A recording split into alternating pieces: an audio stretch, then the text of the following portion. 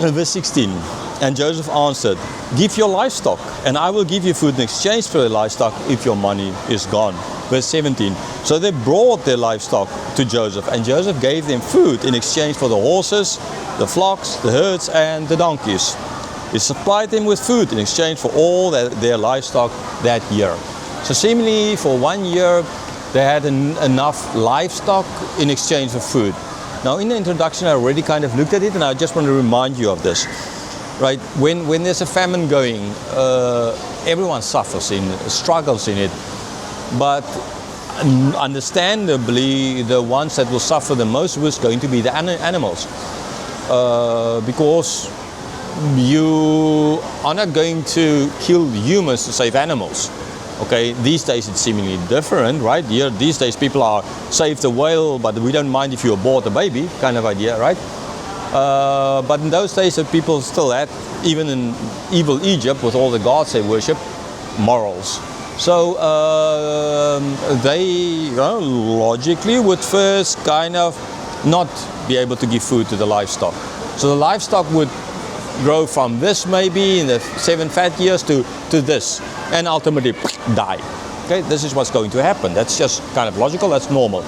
The people will go as well from this to maybe as well this, but at least there's still some provision, something they will cut down, but the animals will die.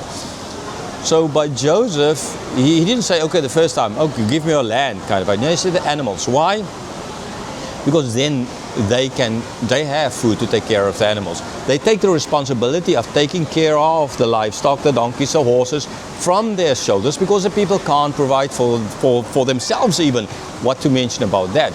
So they took it from them, and they took that responsibility on. This is just what I want to get out of all of this. It seems like, I mentioned in the introduction, it seems like communism. It seems like wrong what he's doing here. It's like literally forcing them to give everything away so as to. But it's not true, okay? If he would have started off by saying, okay, sell yourselves as slaves, right? Here's money for you, then the livestock would have died. The next year was nothing. So he gave them time, the livestock first, so they can take care of it. So the livestock won't die. So the moment after 7 years, they have livestock that can then eat again and can reproduce again. And if they didn't take those livestock, what would have happened? The livestock of these people would have died. They would not had no food. The livestock would have died. And in a couple of months, they will all be dead. Okay? But by taking the livestock, so now the livestock survive because the Pharaoh is taking care of the livestock. Okay, Pharaoh Joseph, understandably, and the people under him. Okay, and the second thing is the people got food, money to buy food, so that they can survive as well another year. Don't blame Joseph for the fact that they didn't take care of their future like Joseph did for all of them. Okay.